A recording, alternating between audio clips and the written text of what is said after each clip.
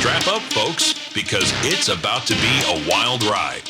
Tonight on the Underground Nation podcast, we're diving headfirst into the outlaw side of hip-hop. Our guest has lived both sides of the badge, walked through fire, and turned his scars into raw, unfiltered music. He's not just rapping bars, he's preaching a dark gospel straight from the edge of madness and redemption. This is the world of Cowboy Felon. And your guide on this ride through the underground is none other than your host with the ghost, Bounce Ball Boogie. This conversation is gonna hit harder than a 6-shooter at midnight.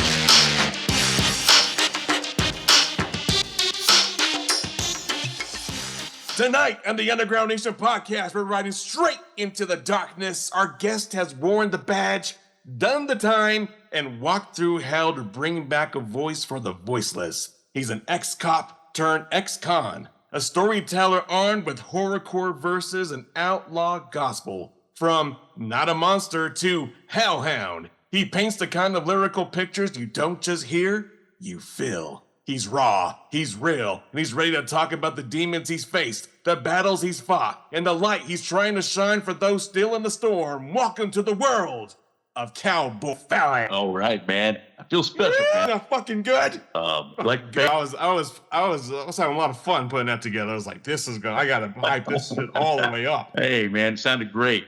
Sounded great. Appreciate it. Oh no, your camera died. You pressed the button and it went. Oh, did it? Oh, yeah. Where'd I go, man? I disappeared. Hold on. Yeah, the energy in the room got too high, and all of a sudden the shit started shutting off. I get it. That shit happens to me all the fucking time. Like when I go to the grocery store, I can't let the lady check me out. I gotta do self checkout because the fucking cashier box thing will just stop working. Oh yeah. Too much energy around me, man. I'm a big ball of energy. Yeah, I see it. I feel it. Thanks, man. Again, dog, thank you so much for speaking with us. I want to start at the beginning. Like, who is Cowboy Felon in your own words? Man, I've had to tell the story a lot in recent months. So I get the best fucking version. There we go. I had a lot of practice. So, early on in my childhood, man, I grew up in a broken home. We weren't a wealthy family by any means. And, as a small child, I witnessed a lot of violence in my home between my mother and my father. He liked to abuse my mother on a regular basis. And, this is things that I've seen and witnessed more than I feel like I should have as a child. I've got 2 younger sisters as well that were in the home. Mom and dad eventually, they divorced when I was about 6 years old. And after that, my mother, trying to make ends meet on her own, she moved us into some low-income housing. And that's really when my childhood trauma started. Moving into this low-income housing, Mom developed some habits, and she wasn't hanging around with the best people, and there was people coming in and out of the house all the time that probably shouldn't have been there. And I was seeing some things that a child should never have to see. Again, there was more violence. There was some, there's some drug use and things of that nature that I was mature enough to know that it was wrong. What I was witnessing was not right. So I was, because of having younger sisters, me being the older sibling, I became very, very protective of my little sisters. And I wasn't liking what I was seeing. I would act out a lot in a violent manner as a child. There was even an instance where one of the men that was hanging out with my mother, I did not like him. He was in my kitchen and he said something kind of sideways to me. And I think I might have been about 10 years old. I had a fork in my hand. And boy. Yeah, so he said something to me. I didn't like it. So I stabbed him in the leg, but he deserved it. I thought he deserved it. And now that I'm an adult, I look back on it, he absolutely deserved it. So, fast forward a little bit, because of the things I witnessed, I kind of latched onto some television shows. I grew up watching some TV shows like Chips, man. I wanted to be a motorcycle cop. I wanted to get on that bike and just break down the highway and catch the bad guys. Starsky and Hutch, things of that nature. And I never got wrapped up in any type of illegal activities, despite the fact that the cards were stacked against me. Low-income housing, broken home, the drug use, the violence, everything all around me. I somehow was able to stay away from that. I'm not saying I was a great kid. I did some things I shouldn't have done. Probably some things that could have landed me on, in juvenile detention. I did end up on juvenile probation at one time for a felonious assault. It was one of those cases where I was truly guilty by association. I was with somebody that committed an offense. And just because I ended up on juvenile probation. But, right out of high school, I'd say about a year, I didn't know what I wanted to do with myself. And I was still hanging around with the wrong crowd. However, still keeping myself out of trouble. no serious trouble at all. I got a mailer that came to the house, and I'm reading this, man. And it says, apply today to be a police officer. Go to the police academy in Ohio. And I'm like, oh, this is funny. This is going to be great. I'm going to fill it out. I'm going to send it in. I'm going to tell my friends what I did because they're going to get a good laugh out of this. Me, Mom, it's going to be hysterical. So I sent it in.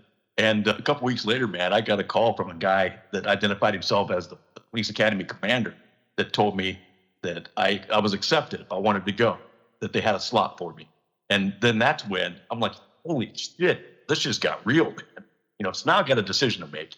Do I want to continue doing what I'm doing, which was pretty much nothing? It was going to lead to nowhere. Or do I want to try to take this opportunity and do something that I dreamed about as a child? So, I went to my mother, who at this particular moment was in a much better place. She wasn't the type of person she was in my early childhood. So we had a better relationship, and told her about it. And there was a cost involved because I went through what was called open enrollment. I wasn't hired as a police officer first. So I had to pay for the academy, and then I could take that certification and go get a job as a police officer somewhere. So I told my mom about it, and she's like, you want to do this? I will figure it out. And she had some very expensive antique dolls that she cherished. They were valuable to her. And she sold them and paid for my police academy. And I ended up graduating. Yeah, in 1992, I graduated. And, I worked a couple of different law enforcement jobs since and law enforcement related jobs. I was also a security contractor. And right before my incarceration, I worked for Hospital Protective Services, which, it's a para law enforcement. So I was working for a hospital network in the city of Columbus, a very large hospital network. And that was up until the day I was arrested for an incident. An incident, yeah. I'm not proud of it. I understand. Did we get to learn what that incident was? Absolutely. So February of 2024, I was tipped off by my now, I think I'm still legally married, but I'm going to call her my ex-wife. I'm trying to get used to that because, she's going to be my ex-wife. I was tipped off by a coworker of hers and her coworker's husband, who's also a police officer for some other jurisdiction. And they said, hey, man, you need to check into some things that your wife might be engaging in. Now, this was a good friend of hers, but they felt bad for me. And prior to meeting my wife, she had a reputation, and I knew this about her. She's actually called divorce before. She had a habit of chasing married men. However, being much younger, beautiful, and I was sucked in, and she said she was going to be better. She's not going to be that kind of person no more. So her and I hooked up.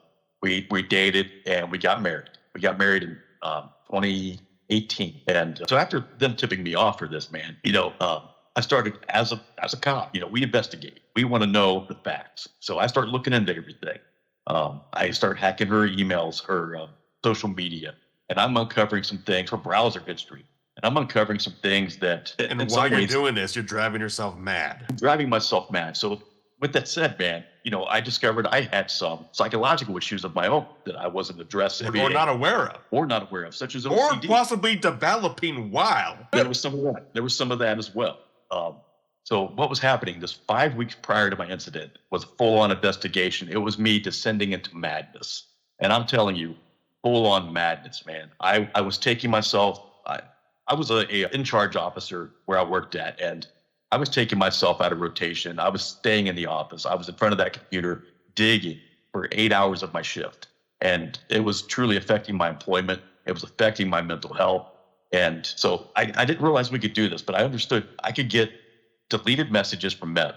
I could get her Facebook messages and things of that sort. So I filed for that report because I had her email address, I had her passwords. I could do that. And I went back as far as 3 years. And I started uncovering these things, and the report was being generated, and she thought I was bluffing. So every Saturday, her and I want to clarify something first. Is I'm not blaming my wife for my incident. Yeah. Okay. I was truly in a mental health crisis. So what I'm telling you is facts of the case. It's nothing that's not public record. So I'm not labeling her. I'm not calling her any names. I'm not blaming her for any of this in any way. So every Saturday, her and I would go out for lunch. We both had weekends off. And we were out at a particular place. We had lunch, and we stopped. On the way home, we decided we're going to stop at a local pub and have a drink. And while there, she just asked me, how long is this report going to take? Because up until this day, she told me, there's nothing to see. It's all in your head. This is just you being crazy. And when I told her, I said, I don't know. I'm going to look on my phone. So I pulled up my phone and I showed her. And when she saw that there was truly a report pending, she took a deep breath. she sighed and she said, I've been sending some pictures to some men. And I remember it was like somebody lit a fire within me. Looking for the real voices, the raw stories, and the underground culture they don't show you on the surface? Visit www.underground-nation.com and unlock the Underground Nation magazine digital archive. From exclusive interviews with rising artists and tattoo legends to full issues packed with underground music, ink, fashion, and rebellion, it's all there. New issues drop regularly. Every page, every voice, every movement. Tap into the culture at www.underground-nation.com. The underground isn't just music, it's a nation.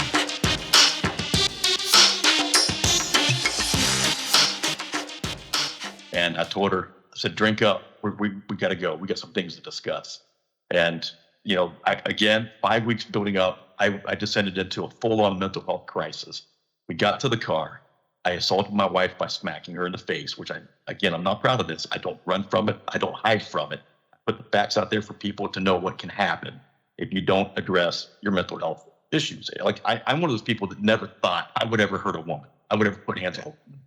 But it happened, and I can't change that. So I went into a full-on blackout mode. Apparently, when we got home, and I only know this from reading the reports, is I did assault her again. And I remember having a moment of clarity. And I was in my car. Now I'm driving on the road. So I have this missing time. Like, I can only describe it as when you hear people talk about being abducted by aliens in these movies and such. You know, I got this missing time. You know, I'm rolling up the road. I'm looking over my passenger seat. My wife's not there. I start thinking. I'm trying to piece together what just happened because I didn't even know where it was at the time. I took the next exit. I pulled into a park and ride. And I start processing things. I knew what happened prior to this missing time, this blackout, whatever you want to call it. And I texted a friend of mine. And I was like, dude, I think I hurt my wife. And I've always been a prankster, so he thought I was joking. So he says to me, man, look, if you did this, you need to turn yourself in. You got to give yourself up. You got to turn yourself in. So I'm still in a full-on mental health crisis. When I backed my car into this parking ride, I put myself into what's called a kill box. I had no intent of leaving that location alive. I pulled out I don't know what I can say on here, bro. I know you can edit, but you know, I pulled out a weapon, and I put that weapon in my mouth, and I was gonna just unalive myself. I was gonna end it all because I did not know how bad I hurt my wife. So the guilt of it was just driving you crazy, bro. I didn't know if she was dead. That's what I had no idea how bad this incident was. I had no clue. Obviously she's not, because I'm not in prison, but I'll get there. So I was continuing to talk to my friend. And at this time, you know, one police officer shows up. They pinged my phone. They knew where I was. So he sets up at the top of the hill. Now keep in mind, I don't know what my intent was. I knew one of the men that she was having some relations with. He was a detective for another sheriff's office, the neighboring county, which is also happens to be the road that I pulled over on, headed to that location. Now, coincidence? Kit it up. Okay, I had full kit in my car. I had my level 4 rifle plates. I had my ballistic helmet in the car. I had my rifle in the trunk, and I had like 300 something rounds of ammunition. I don't know what my intent was. I don't know if me pulling over and just taking a moment to talk to this friend may have saved my life, may have saved the life of this person. I don't know, because again, I was in a full-on crisis. So more police officers start showing up, and I'm like, okay, do I pull this trigger, or do I give myself up, or do I just get out and let them take care of business, let them smoke me, and end this? You know, I don't want to know what I did to my wife, because I still love her today. I loved her then, I love her now, but you know, apparently it wasn't mutual. So I gave myself up. I was arrested. I was taken to jail. I was processed, and I made bond after 3 days. And, you know, after making that bond for 3 days, I was living in my car. I had nowhere to go. And this was in the city of Lancaster, Ohio. So I was in my car, and I was parking under streetlights in a Walmart parking lot. That's where I was staying until I could figure things out. I truly had nowhere to go. At this time, everybody had already heard the rumors. They heard what happened. And most of everybody that I knew turned their backs on me. Underground Nation, the hunt is on. Bounce Ball Boogie and his co-host Spot Vega are live on TikTok, leading the panel in search of the hottest undiscovered talent. Think you've got what it takes? Here's your shot to prove it. Drop your track into the live stream. Donate 99 coins for one full song play. The panel will review it live, give you real-time feedback, and if your sound hits, you'll earn a spot in the hot seat on the Underground Nation podcast. On TikTok, follow at Bounce Ball Boogie to join in on the fun every Thursday and Saturday night at 10 p.m. Eastern.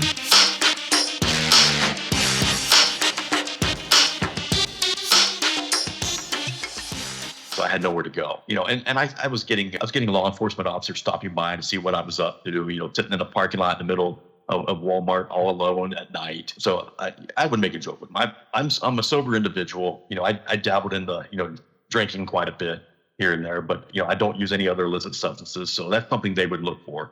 And, they pull up on me, Walmart parking lot. And I told them, I was like, after they realized who I was like, look, guys, I know what this looks like. I'm going through some shit. I have nowhere to go. I'm probably the only homeless guy in all of Lancaster, Ohio that has all his teeth and drives an Audi. I'm just going through some shit. So, but after about a couple of weeks living in my car, man, I got severely ill. I couldn't hold anything down. I was kind of delirious. I don't know if I ate something bad one day. I don't know what it was, but I just took it upon myself to drive. And even in the condition I was in, I shouldn't have been driving. I drove down to Southern Ohio, a few counties away, to my sister's house. And she took me to my other sister's house because she didn't want me there because of what occurred. And so she took me to my other sister's house. And that sister, she's my baby sister, she allowed me to stay on her couch for a couple of weeks. Now, we're looking up at 30 days after my incident, almost 30 days. Wow. I was wanting to apologize to my wife. I wanted to talk to her. I wanted to try to explain, this was not me. This was a mental health crisis. So, there was a protection order in place. But this particular night, I happened to hit a liquor store. I think I drank a couple bottles of the Brown. And I was on that phone, man. I was texting her. Couldn't stop texting. I want to apologize. I wasn't getting any responses back. So me being under the influence, man, it turned into anger. And I started saying some things I shouldn't have. Of course, she, filed a report as she should have. And the next morning, I happened to have a counseling session scheduled. So I drive into Lancaster and I go to this counseling session. And I'm going to fix with the GPS monitor as well at this time. So I guess I had some ankle jewelry on. So I tell this counselor, look, when I leave here, I'm likely going to be arrested. And she's like, well, let's get this out of the way. Let's take care of business and we'll worry about that if it comes. So the counseling session was over. I opened up the door to walk out and I'm tackled by 4 officers. Well, I was wrapped up. I don't want to say I wasn't taken to the floor, but they surrounded me and wrapped me up back in handcuffs. And I asked them, I said, why did they send 4 officers here? And they told me that somebody told them that I was armed and dangerous. Now, keep in mind, when I was arrested initially, they took all my firearms. Well, somebody told them I was armed and dangerous, and so that's why they sent so many officers there. But now, man, I go back. Wait, you weren't armed? I thought you were just in the car about to blow your brains out. That was my first arrest. This is my second arrest after I took it. Got it. Okay. So they already seized all my firearms. So I go back to jail, and this time I'm in jail for 9 days. They put me on suicide watch. And when you're on suicide watch, man, it's not somebody sitting there looking at you in a cell. You're in a cell with no pillow, no just a little blanket, nothing. You're on a concrete floor with nothing to elevate your head, nothing to give you any type of comfort. You are just in a concrete box with nothing but a toilet and maybe a roll of toilet paper if you're lucky. So 9 days after that, I wanted to meet with a counselor to try to get off this watch so I can get to a regular cell, so I can try to get some kind of sleep or something, because I was sleep deprived. And it was terrible, man. I hated where I was. I hated the situation that happened. And I was still in a very dark place. So while meeting with this counselor, a deputy sheriff knocks on the door and comes in. And he asked me, he says, hey, are you so-and-so? I said, yeah. And he hands me these papers. He says, here's your indictment. And he smiled at me. And I looked down. I was indicted for kidnapping. I was indicted for felonious assault, in addition to my domestic violence charge. And I'm like, what the hell is this? So I'm going to get to that, man. It didn't happen. I was over indicted. So, this had to go play out through the court process. I hire an attorney. I pay him several $1,000s, paid him in full. And we finally get to the part where I was going to go to court and enter a plea. Now, I discussed this with my attorney. The prosecutor offered a deal. They offered me, they were going to drop the kidnapping charge because there was no kidnapping. And they were going to, if I pled guilty to the felonious assault and the domestic violence, they were going to ask for 3 years in prison with the potential or the possibility of getting out on a judicial release after serving 180 days. My attorney didn't want to take that deal. He's like, no, you've never been in trouble before. You've served your community. You've been an upstanding citizen. Let's go ahead and plead to the indictment the way it is. You're going to plead guilty to the kidnapping. You're going to plead to the felonious assault and the domestic violence. And then he said he's going to argue for a better sentence on my behalf and keep me out of prison. So, yeah, I went ahead and pled guilty to everything.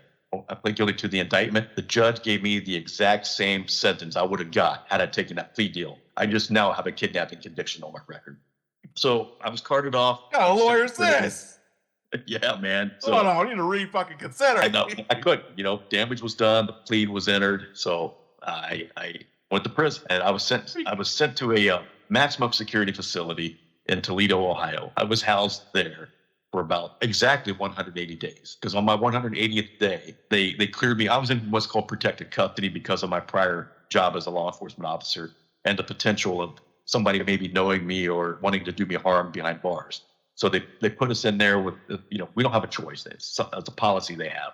So they put me in there for 180 days. My 180th day, they transferred me to another facility. So I go to a medium security facility. Well, there, they put me in a 4-man cell initially. So I get into this 4-man cell, bro. And now we're taking a ride straight into the fields of the underground. This is Cowboy Felon with his track Had to Farm. Turn it up and let it ride. Farming cartridge wrap, blood ooze, shadows glow. The slash here and the hack there. Here a whale, there a flail, skulls beneath the moon's red glare.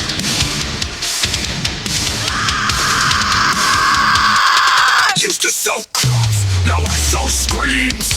Fields of corpses haunt my dreams. The bond's alive with the clawing hands. Nails scrape wood where the blood still stands. Crossings in the hay, lips sewn shut. Knives in my boots leave trails of guts. The plows rusted red, the soil's a tomb. Each seed I plant is a soul's last doom. Rope swings heavy, stained with dread. I string them high till their eyes turn dead. Cowboy Felon had a farm, E-I-E-I-O. And on that farm he bred his hate where no living thing can grow. With the stab here and the rip there. Hear a shriek, there a leap, blood runs thick in the devil's creek. Got a hog named Slaughter, eats raw flesh. Got a mule called Rowan who's crushed chest. Got a rooster named Malice. I almost immediately realized I'm stuck in a love triangle. Like the 3 other inmates in the cell, no. one of them is a what we call in prison a trailer Swiftie, and these other 2 dudes, right? So they were constantly bickering back and forth as to who gets to be with Trailer Swiftie. And so I'm looking at Trailer Swift, and I'm like, Trailer Swift looks really familiar to me. So I ask it, "What is your name?" And he told me his name, and it clicked, man. This guy is somebody that I have arrested when I was an officer, and I incarcerated this guy, and now I'm in a cell with him. So I'm like, oh shit. So things could go sideways pretty quick, right? So I go to the unit manager. I'm like, hey, man, this is what's going on. And they knew I was prior law enforcement, and I told them the story about Trailer Swift and how I had some run-ins with Trailer Swift, and actually, I think I arrested Trailer Swift on a couple different occasions. And it was only a matter of time before this person recognized me, right? So they quickly moved me out, put me in another cell. And I was there. I was at Allen Correctional for 3 weeks prior to my release. I was granted a judicial release. I ended up serving a total of about 10 months from the county jail through prison up until my release. So the judge actually granted me my judicial release on February 12th of this year. And he agreed that the services that I needed, because I was diagnosed with PTSD, anxiety, OCD, that I wasn't able to get the help that I needed while incarcerated. You were diagnosed with this while being incarcerated. Yeah. I was, actually prior to my incarceration, because I did have to go to a therapist to be screened and so on before I was incarcerated again, and never seen the light of day until my release. Okay, so gotcha. Yeah, and this is something now that I'm able to, retrospect on it a little bit. I struggled with these things for decades, and I never addressed them. I never talked about it. And that's what ultimately led to my full-on crisis and led me to committing an act of violence. And I'm not happy about it, man. I'm ashamed. I carry a lot of guilt. I struggled with it. When I was released from prison, man, I struggled with this a lot. I had thoughts of suicide often. And if it wasn't for doing what I'm doing now, man, I would still have those thoughts. And I can say now, today, I no longer want to unalive myself. I've actually found healing through music accidentally. I'll talk about that. And it's just, I've been building a platform of my own as well, built around mental health awareness, people suffering with PTSD and anxiety, and trying to engage with others, hoping that I can reach those people before they get to a crisis stage. And yeah, absolutely. I mean, how do you even realize that you're going into a crisis until you're in the crisis? right, I didn't. So, what's embarrassing about myself is, as a former law enforcement officer and working for the Hospital Protective Services, I was a certified crisis intervention instructor. I was teaching other officers how to address people that are in crisis, how to handle those types of situations. Wait a minute. Did you just switch like personalities? You just become a whole other person? Like you were straight teaching this to officers, and all of a sudden you're now a victim of which you're preventing them from falling under. Yeah. So that's what's embarrassing for me is, I had these certifications and teaching people how to recognize when somebody's in crisis. And I did not recognize that in myself. That's crazy. That's wild. Yeah. Wait, so do you feel that's just because you were blinded by the hate? I truly was, or the betrayal, if you will? When I discovered the betrayal, especially the day when she confessed to me what she was doing, man, it was a pain that I've never felt before. It truly felt like a fire starting to burn within me. And I lost absolute control of myself, my actions, my emotions. And I'm not making excuses, but I'm explaining the facts of the case. So you hear this beeping. Yeah. I'm getting interrupted because this is a portable breathalyzer, part of being on felony probation. So now I got to do this during this podcast interview. Pretty interesting. Yeah, go ahead. What's funny about this, guys, keep in mind, I'm in my persona of Cowboy Felon. My face is painted up like a clown. This has a camera on it. It's going to take my picture. So it's interesting. He's sober, I promise. I am sober. I'm absolutely sober. In fact, I've loaded up on my Mason Perrier. My hey, look at you. Freaking, look how fancy you are, Perrier. Look at the skills of blowing into this machine, ladies and gentlemen. Look at the skills. There's no Taylor Swift in here, buddy. Son of a bitch. Well, you just said you found music on accident. So there was no early influence in your life as a child ever? I would say making the music, it was kind of by accident. I've always had a love for music. I play a little music. I just guitar behind me somewhere. I don't think you can see it there, but I play a little music. I'm not great at anything. Something I've tinkered around with. I tinkered around with piano, guitar. I played trumpet in school. I've never been good at any of it. So I've had some knowledge, but I early on as a teenager, man, I grew up listening to a lot of hip hop, and that ended up turning into a love for metal. And, I don't think there's I don't want to say there's a genre I don't like. There is a couple, but man, if somebody got into my playlist, they'd be like, bro, what the hell is wrong with you, man? You got outlaw country in here. You got metal, you got hip hop, and, and a lot of old school stuff. And even some, I used to sing a little bit before I damaged my vocal cords a little through some anabolic steroid use. So when I started using some antibiotics, it messed me up a little bit, and also in some other ways. I actually had a stroke as well. So, no kidding. How long ago? Yeah, I had a stroke about 4, maybe 5 years ago while on the antibiotic. And I've got some memory issues because of that. But like now, man, I just got completely off track. No, you're fine. But it happens. It happens a lot. That's right. We're just talking about how you found music and it found you or it saved you. I always had a love for music. And, when I was a cop, I think it was early 2000s, I bought some software. I bought it and was experimenting with that. I was taking some popular music that you would hear on the radio, and I was throwing that into the DAW. I was doing some remixes and stuff just as a hobby. Wasn't nothing I was doing. I wasn't putting it anywhere. I was doing it for myself, kind of just to entertain me. You're tinkering with that. Well, like I said, I've done a lot. I've never been great at any of it. All right. So I'm out of prison, man. I got out February 12th. I'm still in that dark state of mind. And there was a night I was sitting in bed, and I'm sitting up reading and trying to occupy my mind. And I was going back through my prison journal. I kept a journal when I was incarcerated, and I was reading some of the things I was writing down, bro. And I'm going to tell you, man, it would terrify a lot of people if my therapist got their hands on this journal, man, I would probably be hospitalized somewhere.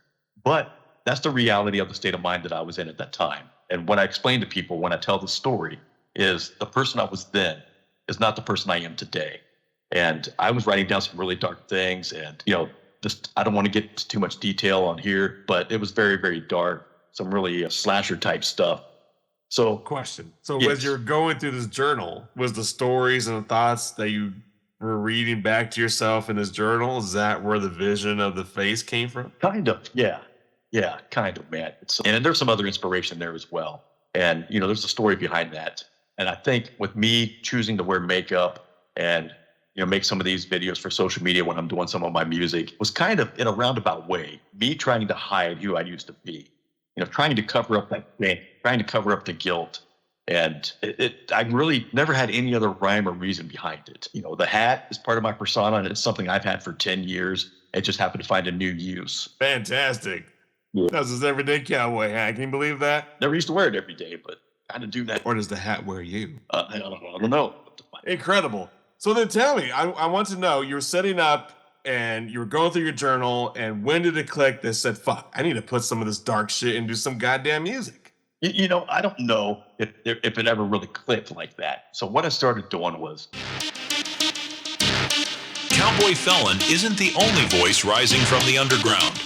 From Horrorcore to Raw Street Confessionals, Underground Nation magazine delivers unfiltered stories from artists who turn pain into power and survival into sound. Every page takes you deeper into the lives shaping tomorrow's music truth untamed. Grit unapologetic, voices unforgettable.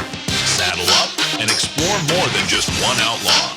Dive into underground-nation.com, your passport to the underground.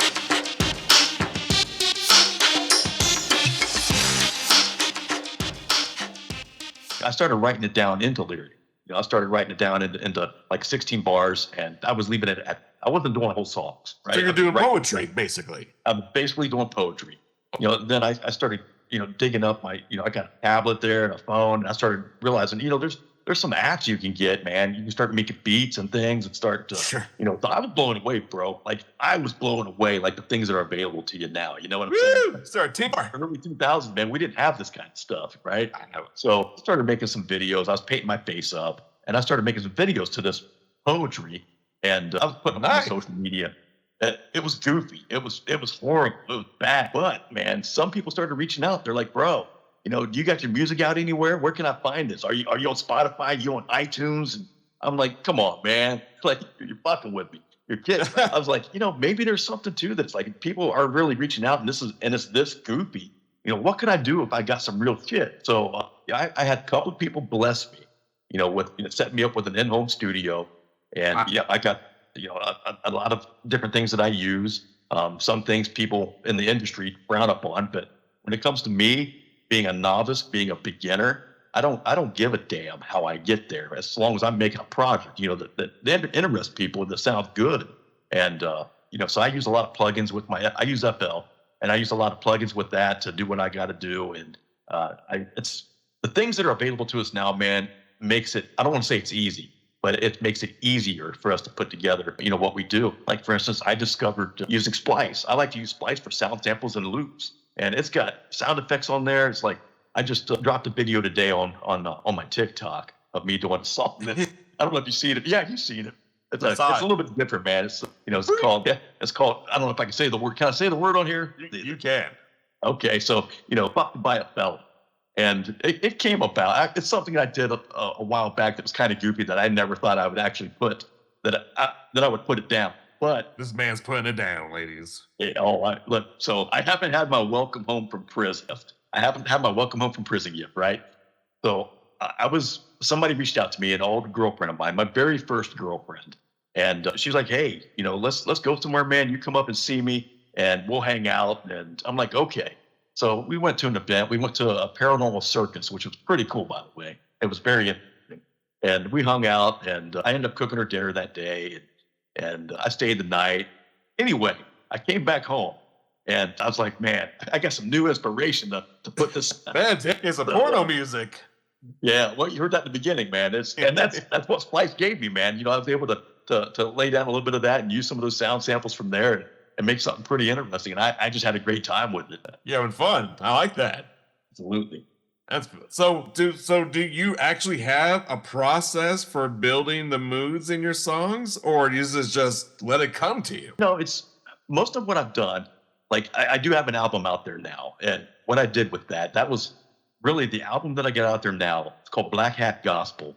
Was my prison journal, my thoughts, everything I took from there, my experiences from my childhood, all the way up through my experience with my wife's infidelity and my mental health downfall and my incarceration. All that came out in that album. It was very, very dark. So that just what I do truly comes from my mind and my heart. Yeah. And it's dark, man. It's dark. Yeah.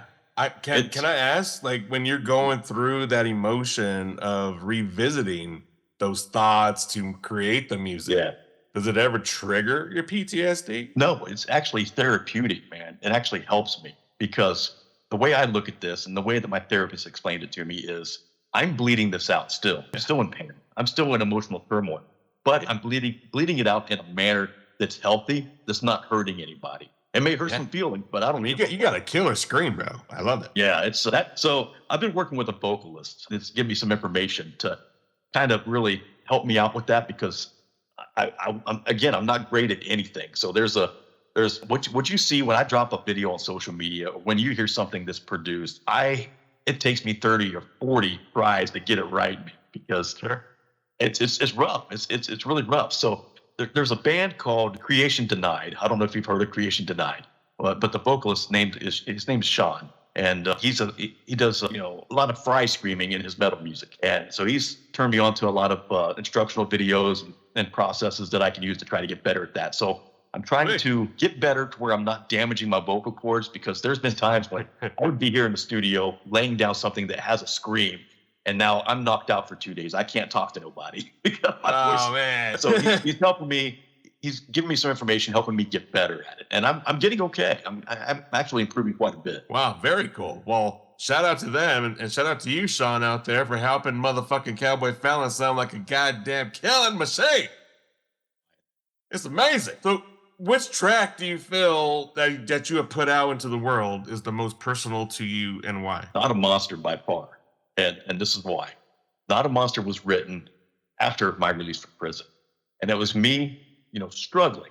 Like, I don't want to be viewed as an ex-con, a felon, an abuser. And as I say in that track is, no matter where I go, what I'm doing, I can feel society's eyes like a blade in my back. They may not know me. They may not know what I did.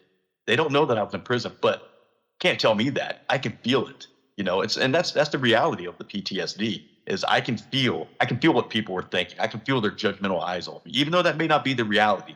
That is how I feel. Well, that's also a sense of empathy, being an empath, being able to feel other people's energies. And absolutely. I mean, I'm able to walk into a room and it's immediately feel if it's in a good or bad way. I would say that's accurate, and that's actually played into my favor quite a bit as a former law enforcement officer.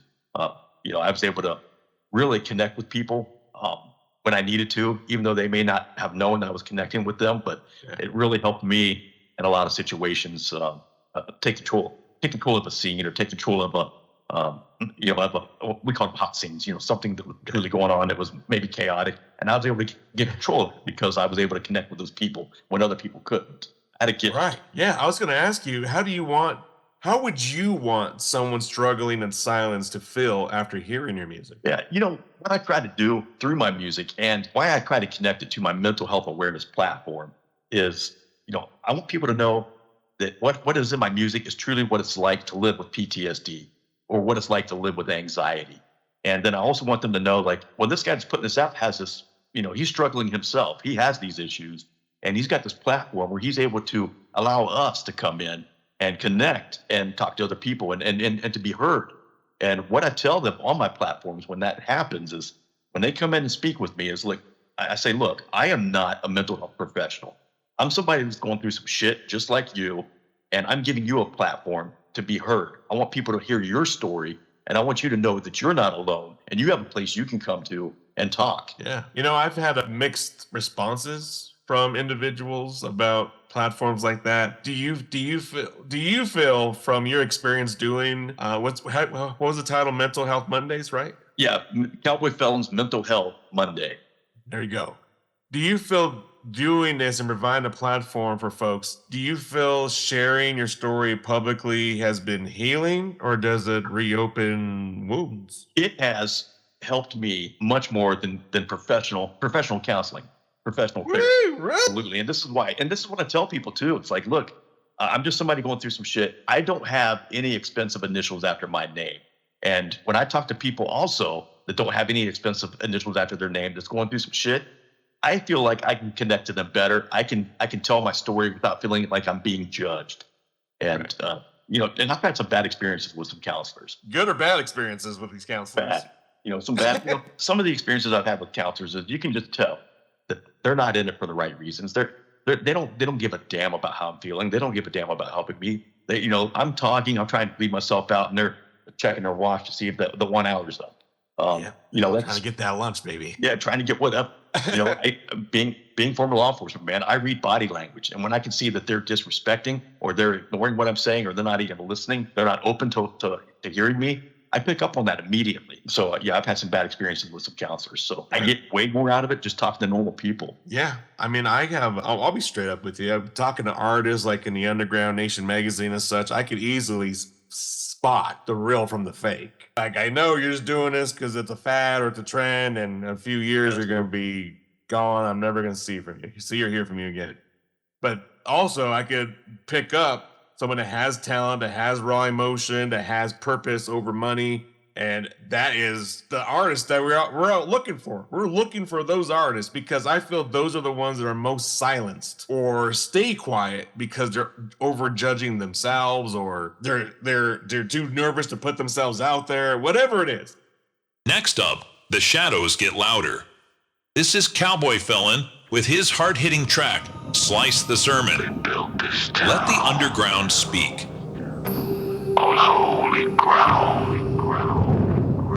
But I pissed on the cross and burned it down. Amen. Burn the Bibles, cut the priest. No salvation, just a beast. Slice the sermon, slit the lies. Violent felon never dies. Pentagrams and broken pews. Gore-stained boots and preacher's news. Riding in where angels cry. Chapels where the sinners die. Laying on a plate when dust turned black. Chainsaw purring like a hymn for the damned. Crucifix crack. Church doors wide. Blood moon grinning like the devil inside. Pentagram pews, bloodstained robes. Choir boys cutting throat stuff with rosaries choke. Preacher kissing kids with a forked red tongue. Now he's hanging upside down when the reckoning comes. Sermon soaked in children's screams. Holy water hissing when it hits my jeans. Shotgun shells rain like hail from hell. Every blessed psalm in the book of Fel. This ain't revenge, it's sacred war. On the wolves and ropes who rape the poor. Confession booth, I set it ablaze. Now the saints get judged in the smoke-filled haze. Burn the Bibles, got the priest. No salvation, just a beast. Slice the sermon, slit the lies. Violent felon never dies. Pentagrams and broken pews. Gore-stained boots and preacher's news. Riding in where angels cry. Chapels where the sinners die. This town prayed hard, but the devil prayed harder. He wore a collar and called himself Father. But I saw the bones in the cellar choir, so I lit the match. I feel it. I mean, situation, with the PTSD and the anxiety. Somebody's like, hey, I might be able to get you a gig, man. Maybe you can do some live performances. I'm like, I start to shake. I start to sweat, thinking about people, man.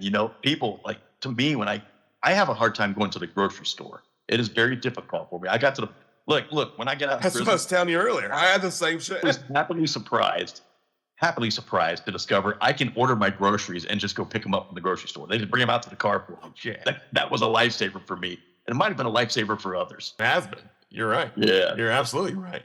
Do you, in your opinion, do you believe an artist can truly separate their art from their personal pain? I don't know if I have a good answer for that, man, because I find myself a lot getting questions like, should I be afraid of you? People hear my lyrics.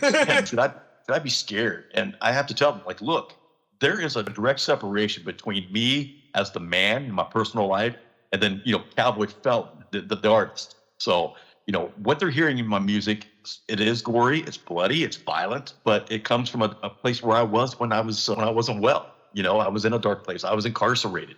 Being in prison, you have these thoughts that you don't know what to do with them because you're closed up in a concrete box, and you start writing these thoughts down. And so I have to explain to him, like, look, that truly is not who I am. That's who I could have been. That's truly who I could have been had I not, been diagnosed and know, like, I've got some things going on that need to be addressed. And when you work in law enforcement for 31 years and law enforcement related job, you see a lot of shit that you take home and you don't talk about it to nobody. And so, I feel like at this point, at this stage in my life, I can separate my art from my personal life. I'm not, Cowboy Felon is not taking over, me as the man. I know there's a difference. And I do try to separate that. However, I have found myself when I go out in different places, I'm self-promoting as well. I'm telling people, like, look, hey man, what kind of music you listen to? Here, check this out. Hey man, pull me up on your Spotify. I'm trying to self-promote everywhere I go. But I don't think that's, Cowboy Felon trying to take over my personal life. It's business, man. It's business. Just you trying to get your message out there. Absolutely. I was just who was I talking to earlier? We were just saying the same shit. It's not about money. It's about sending a message. Your new hook, man. Put that hook to paper. Absolutely. So you dropped your first official album. It's out there in the world. What's been the most surprising thing that you've learned navigating this new music industry so far? How poor I can still be. And also, you start to garner some attention from some really strange, weird people, man. And I'm one of them. You're good people, man. You're good people. I'm talking about some people that, come at me and try to represent themselves as an entertainment agent and want to do this and do that, and come to find out, they're living in like a 1-bedroom apartment on food stamps, and like, bro, if you can really do this for me, you would not be living the lifestyle you're living. Like, and I'm not trying to get rich. This isn't something that I'm trying to get rich off of. But if you're going to come at me and offer me, all these hopes and dreams, man, show me how you're living. Show me your pocketbook, and then we'll talk. Yeah, I always say there's a battleground there, because there could be a person that has been studying marketing, who has been studying SEO, they've been studying all these different things, and now they're looking for talent and they could push what they've been learning behind that artist, because they have no purpose of being behind the mic or making music, but they know how to market it. So a lot of times starting out, they don't have a portfolio, or they don't have the luxury and stuff. All they can do is tell you what we have been learning and what kind of results that we have been showing with whatever we've been promoting at that point. So I always say that's probably the hardest part about, like, when the magazine started, no one believed in us. Like, everyone thought it was just another fucking fad. And now here we are fucking 16 years later. And everyone's like, we never had any idea that all these big name bands would ever be in your fucking magazine or ever want to give you a time or day. And I was like, it doesn't matter, man. Because consistency will empower manifestation no matter what. If I keep going and plugging and keep busting up doors, opportunity is going to be discovered, as long as I don't fucking quit. Yeah, man. It's days. Like, look, man, I'm not a young man by any stretch of the means. I'm a 53-year-old ex-cop, ex-con that just started this as a hobby. And again, I'm You're not only trying like 12 years older than I am. That's old, man. That's old. No, hey. But I'm not trying to get rich. And there's days that I'm still plugging away, man. I'm still doing what I do. I'm very active on my social media, trying to get some eyes on me. I mean, I landed on your podcast and your magazine, so that was huge for me. That was a real morale booster. But there's a lot of nights, man, when I start feeling discouraged. Like, I should just give up. I should just stop this. I mean, look at me. I'm 53 fucking years old. I'm painting my face up like a clown, and I'm doing hip hop / metal, and I really don't know what genre I fall under with my sound. But man, I haven't quit yet. Because when I start to get that feeling like I want to give up, I want to quit this, somebody else reaches out to me and they're like, bro, like, for instance, I was in that state of mind the other night when you're like, you played my song, man. You're like, hey, man, I'd love to have you on the magazine, on the podcast. And that was just another step that pushed me and kept me going. So I appreciate this opportunity. Wow. Well, I'm glad I was able to step in that night, not even knowing. That was just the universe working its magic for you. It's funny you say that, man, because everything that's happened to me since I was released from incarceration, as I mentioned before, I was wanting to just erase myself off the face of the earth. I didn't have no direction in life, nowhere to go, nothing to do. In fact, I would be homeless if it wasn't for the generosity of the dear friend and his wife that are allowing me to stay with them. I really had nowhere to go. I'd be under a bridge somewhere if it wasn't for them, because just about everybody that I held near and dear to my heart prior to my incident turned their backs on me, man, including my own children. No way.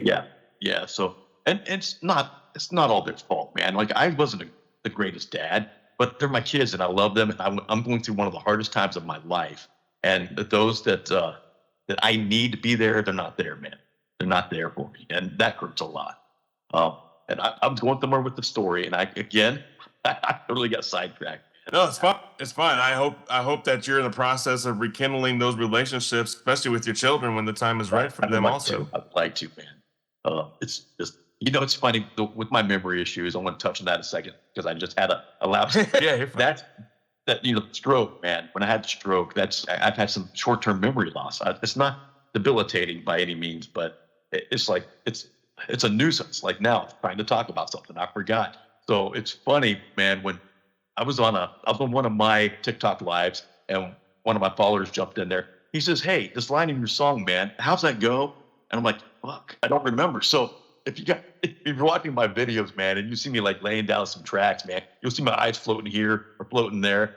I either got to use a tablet or I'll have my lyrics on paper taped up here and there, man. So if I forget something, I can read it again. So it's hysterical, man. But what it is, yeah, absolutely. Very cool. I know you kind of said that maybe not performing in person. Have you tried, or are you planning to perform live stream, like on TikTok, YouTube, anywhere like that? The underground never sleeps, and neither does the movement. The brand new issue of Underground Nation magazine is here packed front to back with exclusive artist interviews, raw stories, and the culture you can't find anywhere else. If you live for the underground, the music, the grind, the lifestyle, this magazine is for you. Don't wait. Don't sleep on it. Support the movement and grab your copy today at ugnstore.com. That's ugnstore.com. Get plugged into the underground and order your copy today.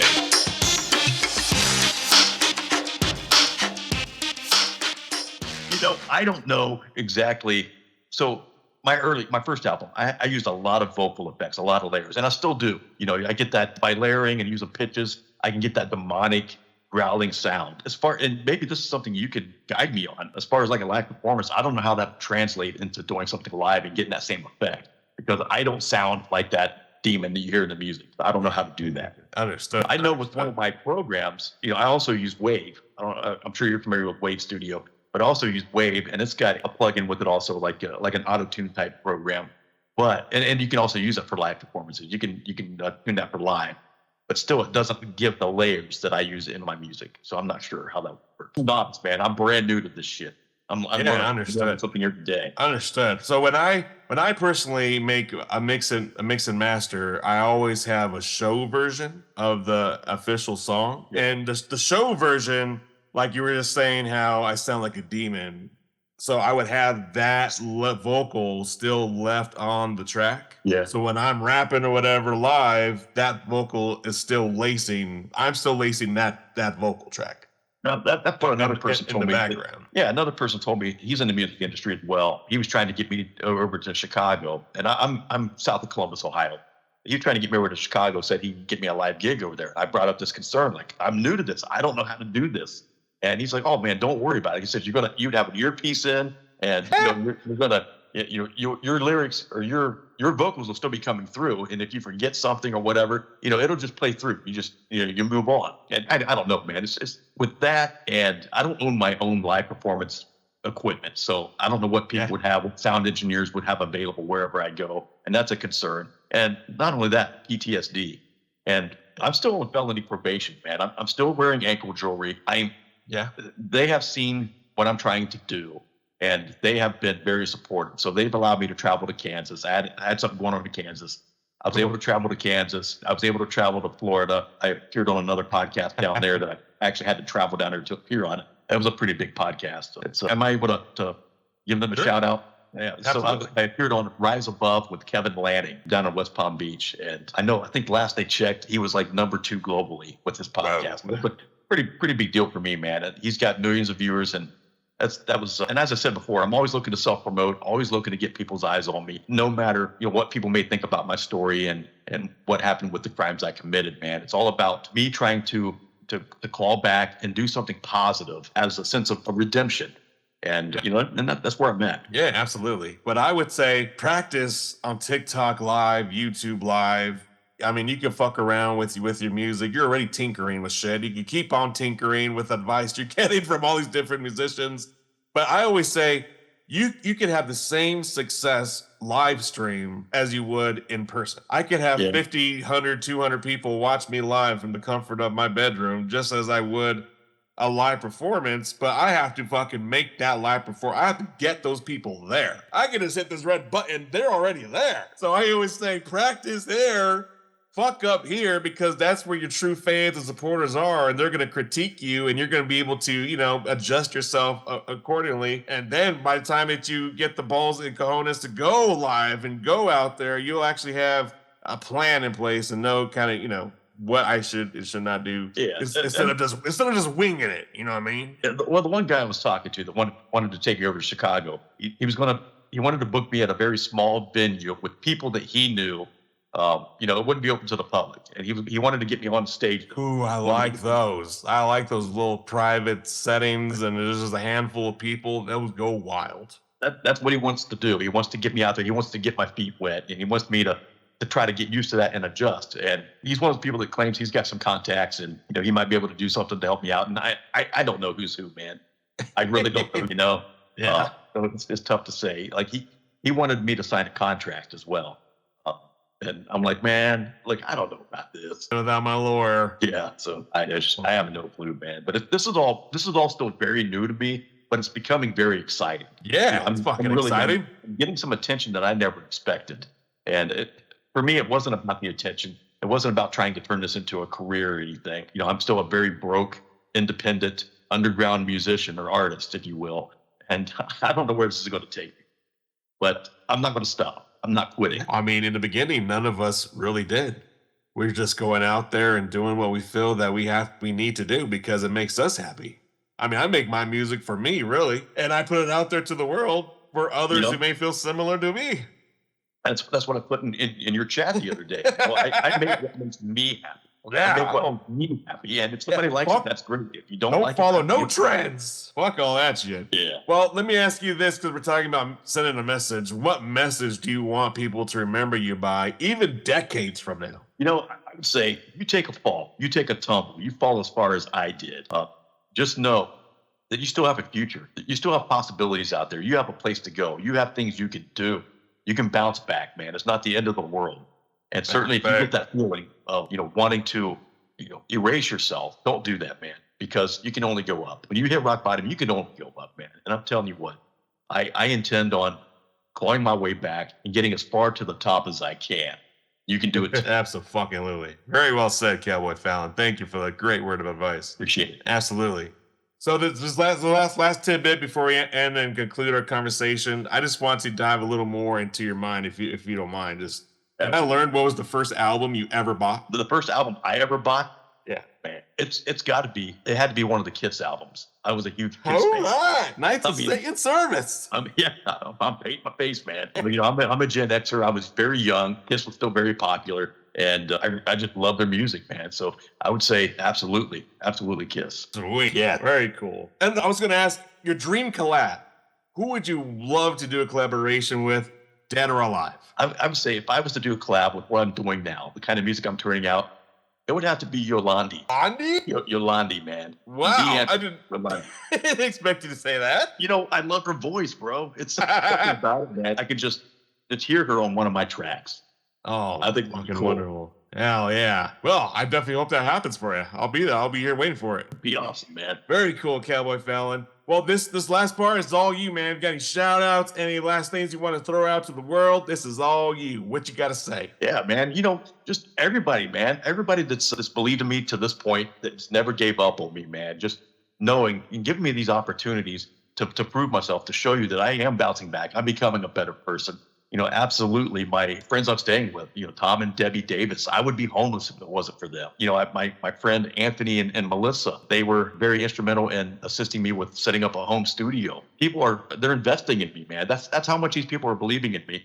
And I don't want to disappoint them. So I'm going to keep going. I'm going to keep plugging away. I've had some people on social media that have been taking my content and promote me. A good friend of mine down in Florida, his name's Ron. He's one of the first ones to reach out to me. He's like, bro, I think you got something here, man. You mind if I share your music out there? I was like, no, man.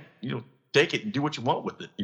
A young lady on TikTok that she hosts a live almost every day of the week. And as a DJ, she paints herself up as a clown. And Sammy Scott, whoop, whoop. She's been pushing my stuff out there like crazy and giving me airplay every day. And every little bit helps, man. I've got people over in Ireland that are pushing my music. King of the Underworld, he's on TikTok. He's been pushing my music out there like crazy as well. He didn't tell me this, man. He took it up on the day my album dropped. I happened to be getting ready to do some lawn work. I don't have an album release party. I go mow the yard, but I happened to jump on TikTok and check it out. And there he is. He does cosplay, man. He dresses up as the devil. But this day, he's dressed up like a cowboy. He's got a cowboy hat on, and his entire live was nothing but playing my album. And he didn't tell me this, man. So, I'm getting that kind of support from people that don't know me on a personal level. I truly appreciate that.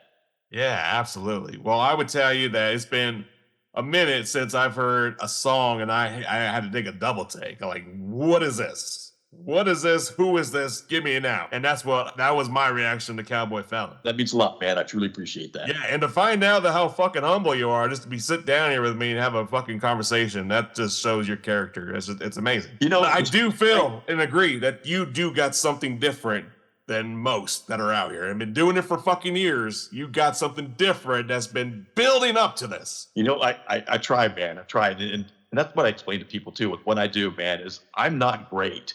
I had somebody jump in my live yesterday and they're like, bro, you're fantastic. You're this, you're that. I'm like, no, I'm not, man. It takes me dozens and dozens of attempts to get what I'm trying to do, and a lot of tinkering and experimenting. And that's where I'm getting my sounds from. And that's what I'm doing. I'm not great at anything. I can't sing. I use a lot of auto-tune. That's no secret. I don't gatekeep that, man. Like, I have help. Hell yeah, I totally agree. I use the same plugins too. I don't try to overdo it like these newcomers, but it's all about turning out a great product that people enjoy. And I don't give a damn how I get there. I just want to turn out something that people are going to love and enjoy. Well, we are definitely enjoying it here in the Underground Nation. We got our eyes on you, ears open, and we are ready to support you full fist behind your back. We got you, Cowboy Felon. Just let us know how we can support, and we are right there. All right, man. I truly appreciate the opportunity. Thanks for having me, man. Absolutely, Cowboy Felon. Thank you again for an amazing conversation. Everyone out there, go subscribe, go follow right now. Cowboy motherfucking Felon. Gene Simmons tongue. Oh, man, you got one of those cool tongues where you can split it down the middle and have that long, creepy-ass tongue. Would you ever do it? No, but I did do something right, man. So, a little piece of skin under your tongue. As I took a razor blade and I cut it. No way. Yeah, man. I was probably 10 or 11 years old, man. And I cut that trying to make my tongue long like Gene Simmons. You fucking found the secret way too early in life. I'll say this, man. The ladies like it.